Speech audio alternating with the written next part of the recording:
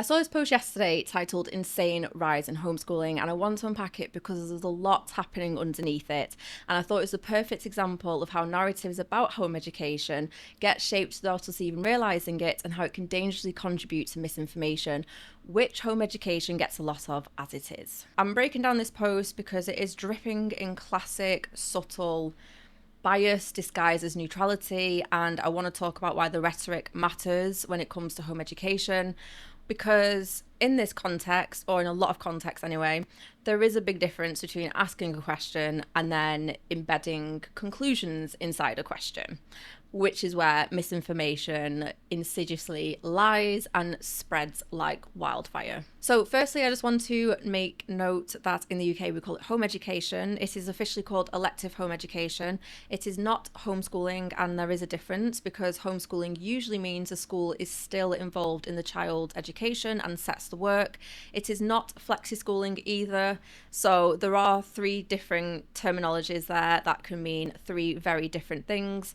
And I just wanted to highlight that the distinction does matter, especially when we are on the subject of misinformation. It is such a good post for me to use as an example and just kind of help people to think a little bit more sharply when they are presented with something that they may not know too much about. This is the post, Insane Rise in Homeschooling. It has about 1,000 replies on it. So that's very interesting. And yeah, let's just get through this. Has anyone else noticed a huge increase in homeschooling? Someone I follow on Instagram has just deregistered their child, and I just can't believe how many families are choosing to do this. Of course, it is sometimes the right choice for the child, but it seems that more and more children are being allowed to opt out of formal education. Teenagers need to learn that life is hard and school will throw challenges at them. How they learn to deal with this impacts how they handle things as an adult. What happens when they enter the workplace and they can't just opt out of the difficult things? Where do they learn that resilience? I have worked in education for 20 years, and whilst I agree that some aspects of the system are broken, I don't think homeschooling is the answer to this. The social aspect alone is impossible to replicate. Walking to school together, having your first crush, a detention, school trips, I could go on and on. But I also don't see how all of these parents can have the skills to teach their children to GCSE. I also find it so insulting to teachers who spend years learning their craft. It's not just something you can pick up and do effectively. Has anyone else noticed this? So I'm going to say straight away that everything this person has said is a huge assumption about home education. And this is where it gets very mucky and confusing and very passive in the way that you consume information, because this person is posing a question and is asking a very good question and curious question, but then for some weird reason they have decided to share very loudly, very boldly, the evidence that they don't actually understand what home education entails and what it can look like for lots of different people and why people home educate. If you are curious about the rise in home ed and even the concerns in it, like why people are doing it, would you not leave your bias to yourself? What I will say to kind of make this a bit balanced out is when more and more people do step outside the norm, and in this case mainstream schooling, a system that we're all very familiar with, it can feel destabilizing. It just can. When somebody shows you someone is, succeeding or doing something differently and it's not harmful, like it's not inherently harmful, it is destabilizing. It can make people scared. It will make people automatically chase something that they're familiar with, which is I need to push back on it and set it up in a way that makes it look bad, so I feel good about myself. That is what this OP is doing, and in turn of that, they are actively spreading misinformation about home education due to their lack of knowledge. Basically, it would make more sense if this person said something along the lines of, I don't know much about home education, but I have seen a rise in home education. Has anyone else noticed this? And could anyone please enlighten me why more and more families are doing this? Is it so hard? Is it so hard to ask, has anyone else noticed a rise in home education? And also, maybe just say you don't know much about it. So, from the beginning, they have said someone I follow on Instagram has just deregistered their child, and I just can't believe how many families are choosing to do this. This alone already carries a lot of weight. They have seen someone they know on Instagram deregister their child, and I don't know if they know why this person's deregistered their child. I don't know if they've ever asked. I don't know if they know them well enough to ask. But they've seen it, and clearly going off this post, they are saying they just can't believe many people are doing this. If you don't know why someone's deregistered, then I don't know why you make assumptions. I don't know why you'd follow up with assumptions about home ed as a whole. It just doesn't make any sense to me. Because they go on to say, of course, it is sometimes the right choice for the child, but it seems that more and more children are being allowed to opt out of formal education. I just want to say this once, because this is really, really crucial here. Of course, it is sometimes the right choice for the child, full stop. That's it. That is the end of that sentence. It doesn't need to go into it, but it seems that more and more children are being allowed to opt out of formal education. You're conflating two different things there. You know some children will thrive and fulfill better lives by being home educated. So you're admitting that you know it's actually positive for a lot of families. But you also are now trying to conflate that they're opting out of formal education as if education is only formal, as if children only learn formally, as if that's the only way, as if the school's way to teach is the only way to learn. It's things like this that gets it very lost. It becomes very childish. It also shows that somebody doesn't know too much about how children can learn. And they are showing us that they're viewing children through a school lens. And I talk about school lenses in a number of my videos, because what happens is we only see children through how the school system is telling us to view these children. And so therefore we are only seeing how they receive their education, through a formal way, because we can say that in school it is a formal way to get an education. It's really important to notice that they've used the term formal education, because if you then have an opposite to that, which would be informal education, that is kind of trying to show that only school provide the best type of education, and that if there's any informal education, that it is wrong and it's not good for the child. But in reality, informal education can look like play. It can look like running around while you're learning. It can look like sitting upside down on a chair. It can mean sitting on your bed.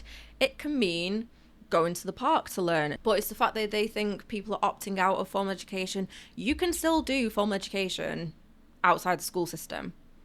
Lots of families do formal education outside the school system. A formal education is not mutually exclusive to school. It just isn't. You can literally have a formal education and not attend school.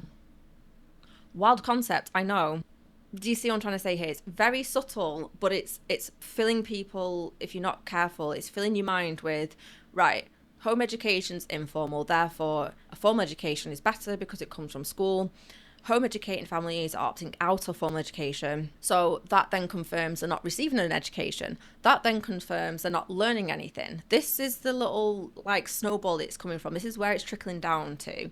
It's not as simple as they're just opting out of school. It is they're opting out of formal education. So therefore they're not receiving an education. That is a conclusion that is being made here. It is an assumption being made here, and it's a dangerous assumption. And it is spreading misinformation. Teenagers need to learn that life is hard and school will throw challenges at them. Oh, God, right. This is going to be a lot for me to unpack. I need some peanuts right now because I can't. I knew this was going to annoy me, but it's annoying me now I've read it again. Teenagers need to learn that life is hard and school will throw challenges at them. How they learn to deal with this impacts how they handle things as an adult. What happens when they enter the workplace and they can't just opt out of the difficult things? Where do they learn that resilience? Really? This argument about resilience is very commonly said against home education. It is always brought up, and I don't understand why people don't actually get what resilience really means and where it can come from. Because what you'll see is a lot of people end up saying that the resilience it comes from bullying, it comes from the stress of school. And I'm just so do you hear yourself? Why is resilience coming from these very toxic, stressful times in school? Why are we equating resilience with a broken system that is supposed to be designed for children? I really don't know why you would ever type in how to build resilience on Google and then it goes school. What I'm trying to say is psychologically and emotionally, that's not how you build resilience.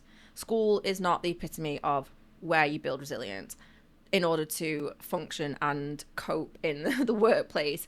Why we're attaching the workplace to this is also beyond me, and it's also showing another nuanced layer in their really weird, toxic outlook on life, and especially a healthy, thriving, fulfilling life one should have.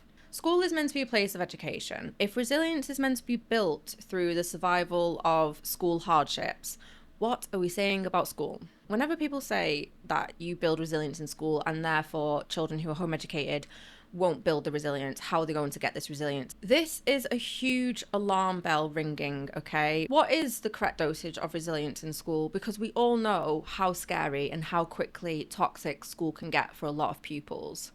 Then also, we have to think, what about hardships outside of school? Do school children exist outside of school? If the answer is yes, then that means they can build resilience and develop skills through resilience outside of school. Who also exists outside the school system? Home ed kids. So if school kids can be outside of school and also build resilience, that must mean home ed kids can also experience hardships and build resilience to these things as well. Also, what about children who are struggling with the school structure? Are they building resilience or trauma? Because you can't have it both ways. And I'm not saying every kid gets trauma in school by facing hardships. But what I'm trying to say is, if you put it in the context of, let me get this up on my computer, teenagers need to learn that life is hard and school will throw challenges at them. How they learn to deal with this impacts how they handle things as an adult. Not only is that a massive piece of pressure you are putting on children, on obviously the parents reading this, but mostly on children, it's also trying to imply that because school throws these challenges at these kids, they're not going to learn it if they don't go to school. A lot of people seem to think for children, especially for them to build resilience, is to put them in situations that might give them some hardship.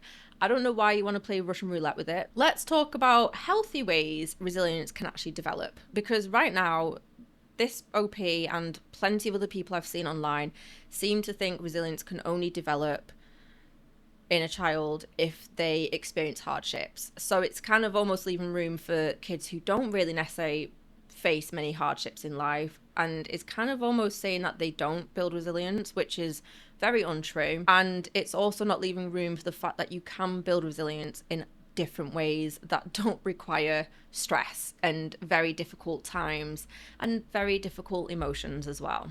So we have got resilience can develop through secure attachments, gradual challenge, emotional safety.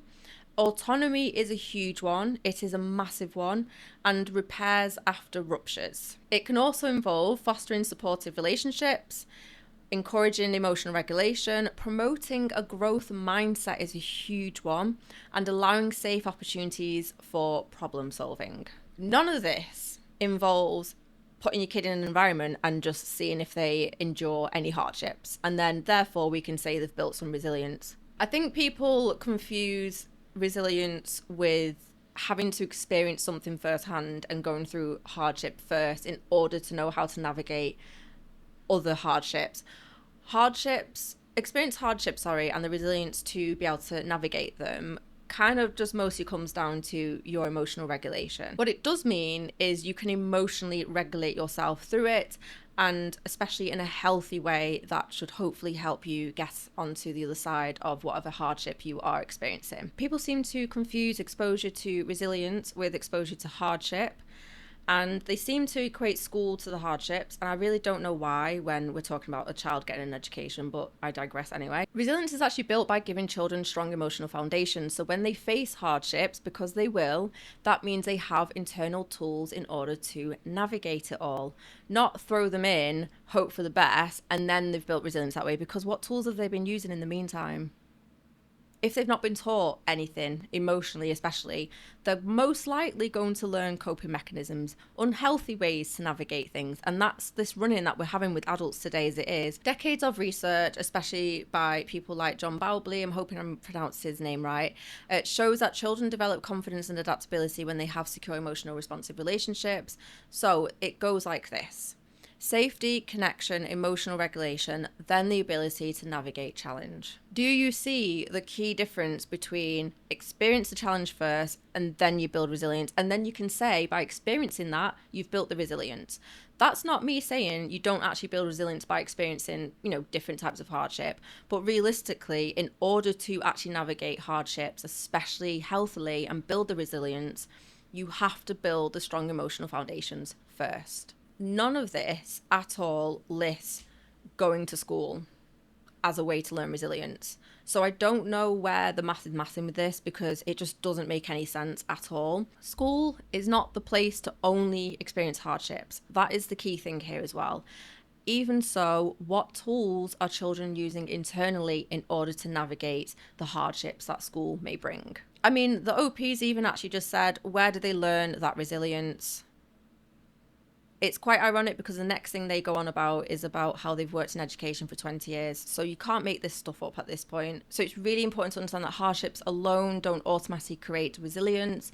More times than not, they're going to create unhealthy coping mechanisms, poor mental health such as anxiety, and also emotional shutdowns. And emotional shutdowns are a big thing that a lot of adults do struggle with today, whether they're aware of it or not. But it is a huge thing that does stem from the lack of co-regulation in their childhood. So if you grew up without co-regulation, you then don't realize co-regulation is actually the foundation of resilience. And unfortunately, co-regulation even today gets mocked at, it gets laughed at.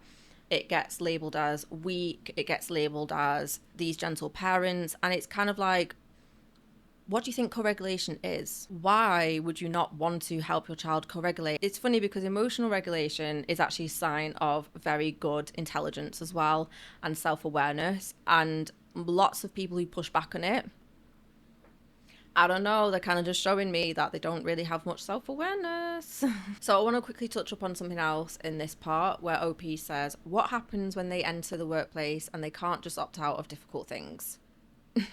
Why are we equating getting an education in school to preparing children for the workplace? Which year in the school system are we doing this for children? I'm so freaking confused. Preparing for the workplace doesn't make any sense when you aren't in the workplaces yet. You aren't doing anything in the workplaces and the hardships of working. I don't really understand why being in school would do that when lots of kids go to college, so there's another layer of further education they've got to go through first. And then lots of kids go to university as well. Which kid would actually build understanding and navigations of the hardships of working in the workplace? A child who's gone into further and higher education after school, or a child who's opted to go into working afterwards? I want to quickly mention that equating school with the preparation for the workplace is very counterproductive and doesn't make any sense, because adults are struggling already to the point where adults are trying to change the workplace. They're trying to change how people are allowed to work. They're trying to change what a work-life balance looks like. So that means more freedom, better days off, longer time off, more time with family, more flexibility. Not let's just keep adding the hardships in and keep it as it is, so therefore children in school have to be prepared by the time they get to the workplace and it should all be fine. They'll be able to handle it. No, we literally have adults actively trying to change the workplace for the greater good, so nobody else has to struggle. A typical 9-to-5 work day is also so different to a school day as it is. Most jobs, I would assume anyway, would let you go to the toilet whenever you please. Like, I personally don't get why anyone's trying to equate school to the workplace in the sense that it's a good thing. It's a really bad thing by doing that, in my opinion, like super bad. I don't really understand the logic in some of this sometimes, and I see it a lot of the time.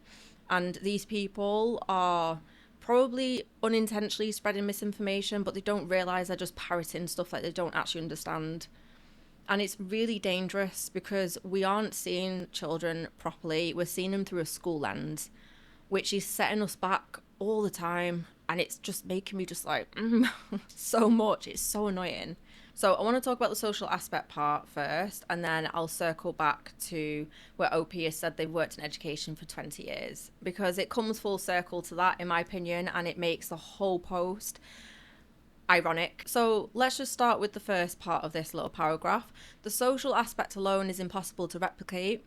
Walking to school together, having your first crush, a detention, school trips. I could go on and on. And the social aspect, the socialization, is such a regurgitated argument that I still to this day in the big 2026 cannot understand why people think home educated kids do not experience socialization. Walking to school together. What does that mean? Like, plenty of kids who go to school don't walk to school with their peers. Lots of kids get a lift to school. A lot of them go on a bus. What are we talking about here? Are we talking about if two friends or a group of friends can walk together to go somewhere? Can they not walk to a park together? The next one, having your first crush. Crushes that you may have happen anywhere. You're a human being. I'm confused why it would only happen in school. It's just a coincidence it might happen in school because that's where you are for most of the week. Like, literally 5 days a week you're in school, so most likely you are going to get a crush in your school. I wouldn't say it's unusual for people to fancy people outside of their school. And I always think that school trips are like an indication that if a kid's enjoying the fact that they're leaving school grounds to go on a school trip, surely these kids need more freedom and more play. But I digress. Also, not gonna lie, but detention being listed as a core experience of school is very interesting. I don't know why they've decided to list that one, but fair enough. Yeah, I don't really know how to explain that one. I just think that one's very odd to list as a school core experience, that, oh, home ed kids don't get to have detention. They miss out on this. Great. A lot of kids don't get detention. Now what? This person's really sat there and gone, yeah, home educated kids won't experience their first crush because they don't go to school. Girl, what is going on in this post? Honestly, I don't understand where this is coming from. This is such a reach. And this is the thing, right? I personally have never seen anyone equate the school experience to having your first crush and walking to school together. So the fact that other people actually see this, and this is the misinformation I'm talking about here, because what the flip is this? It doesn't make any sense. So it is crucial to understand that within all this, the assumption hidden here is that home educated kids don't leave their house. This is how misinformation spreads, because the assumption here is, well, if a kid doesn't go to school, they don't get to walk to school together, they don't have a first crush, they don't experience school trips. Because what? Because why? Because what? They don't go outside the house? I'm confused. Why would these things you've listed only be something that a school kid can experience? It just doesn't make any sense. Why would walking to school together be something a home ed kid couldn't technically do? Like, yeah, technically they can't walk to school together because they don't go to school, but they can still walk to the park together.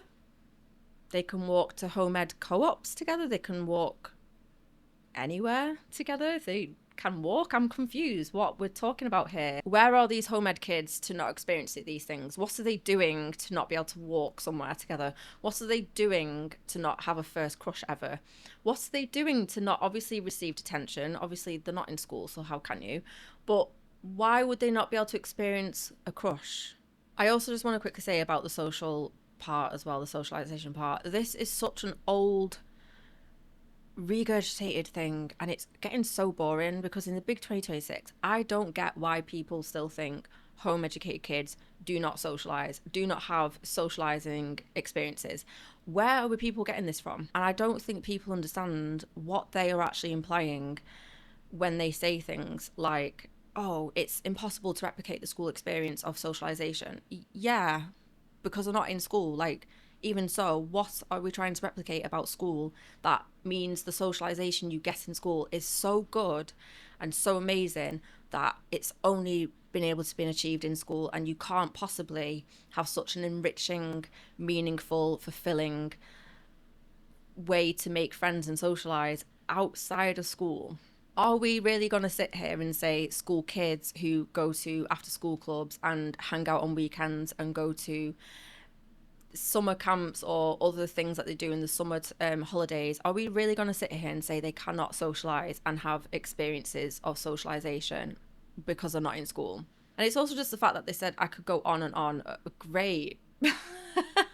I kind of wish they did, because I'd love to know what they think is that much of an experience that you really have to replicate it if a kid doesn't go to school. It's funny because most families who home educate aren't trying to replicate school at home. That is the whole point as well. And especially for a lot of kids who have school trauma, you don't want to replicate. I mean, you can't really replicate you for having your first crush. That one's my favourite. That one is my favourite. And then I think the detention one is just purely for the sake of it being such an odd example. Detention, come on, that's so weird. So let's move on to the next part where OP says, I also don't see how all of these parents can have the skills to teach their children to GCSE. I also find it so insulting to teachers who spend years learning their craft. It's not just something you can pick up and do effectively. So the part about the GCSEs and that, you know, for teachers, they've spent years learning the craft of teaching, and that teaching to them is not just something you can pick up and do effectively. This is so important to highlight, especially because, for one, teachers are trained to teach a classroom full of 30 kids. So I think OP needs to understand that no parent who's home educating is trying to claim that they're a trained classroom teacher who is teaching 30 children. That is the biggest distinction from this. OP seems to be under the belief that only the parent is doing all the teaching. A lot of families do that. What do you think some of these parents are doing? Where do you think some of these parents have come from? They've come from the school system. So I'd be a bit shocked if the same system you think children should be in, they grow up, have their own kids, they've got their education. Now what? Shouldn't their education be so good that they can at least teach a lot of what they were taught themselves to their own children? Why does OP seem to give me the vibe that they think that it's only just the parent? Like, all home educated families are all just teaching their kids and nobody's outsourcing anything. I find that a bit bizarre, because what's really interesting about home ed that I think OP does not really understand is you are there to learn with your child as well. I don't know why people like OP don't realise how creative home ed families really can be, and that is what education is all about.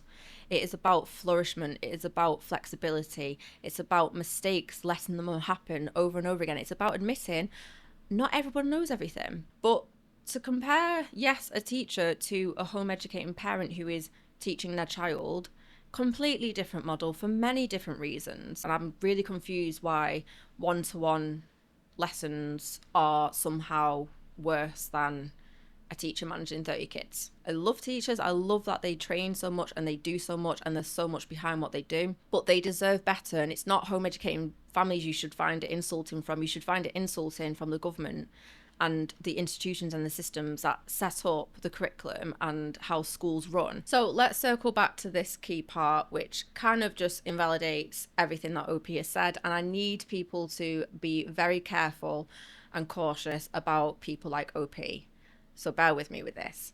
OP said, I've worked in education for 20 years, and whilst I agree that some aspects of the system are broken, I don't think homeschooling is the answer to this. Now, the reason why I say you've got to watch out and be careful and cautious about people like OP is because if someone has worked in education for 20 years, I would then think they should know everything about the ins and outs about home education.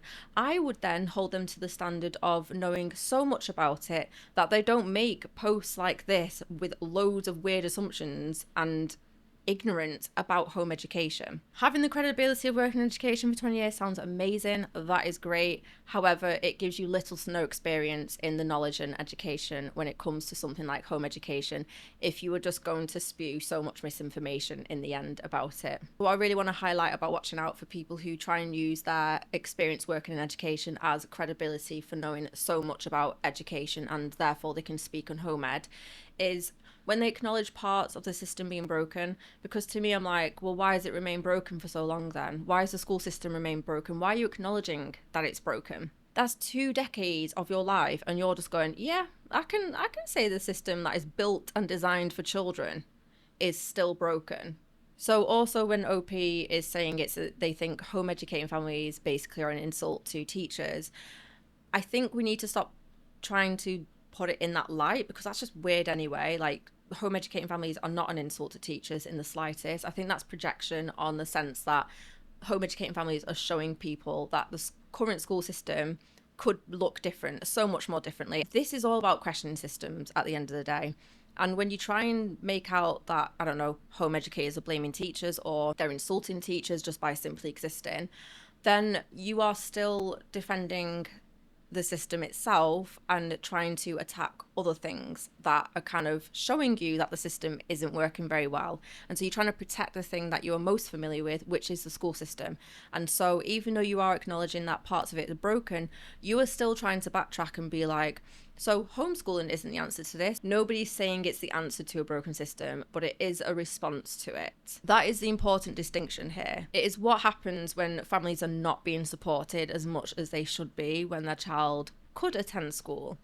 So I think we need to look at it in a way of, even though there are plenty of families like my own where we just kind of do home education because we just can and we really enjoy it and love doing it, versus the families who are kind of didn't have much choice and it was a lifeline for them. There is a big difference, but does that mean that home education is meant to be seen as an answer to a broken system? No, it is just a response to it. So here are some reasons why some families end up home educating. A lot of the time it is not by choice, and it's also a lifeline to their child's well-being. So one of them being the SEND crisis. We also have a children's mental health crisis, which is disgusting to even for me to say. I don't really understand why it's continuing to get bad, and yet we sit here twiddling our thumbs thinking, I wonder why the kids are struggling in school. Things like EBSA, emotionally based school avoidance, is rising as well. And another one, lack of placements. I feel like not many people realise this, but lots of families literally cannot get a placement for their child to attend school. I don't know why we are sitting here and admitting that we have a school system built and we will still be like, yeah, this kid can't go here, sorry, so therefore they're just kind of in limbo. Home education really is so much of a safety net and a lifeline for so many families that people still can't connect the dots. That if a child cannot get a placement in school, where are they going to go?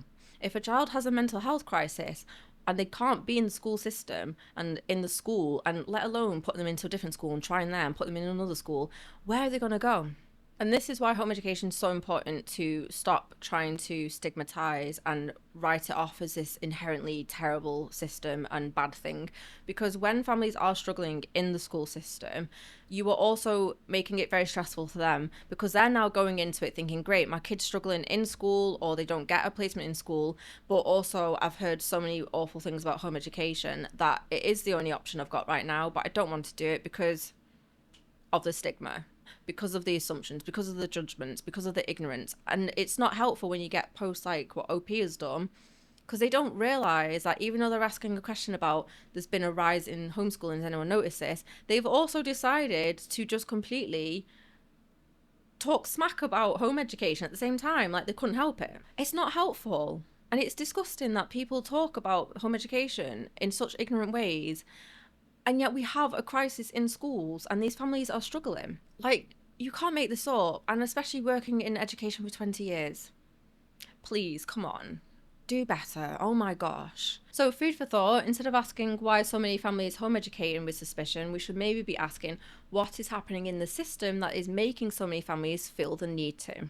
So please head on over to my channel and check out other videos about the school system and my views on it, and also children's education and development. So if you did enjoy today's video, please don't give it a like. No, please give it a like. That would be very helpful. But also please drop a comment down below, and please keep it respectful. And also don't forget to subscribe to my channel if you'd like to see more content like this from me.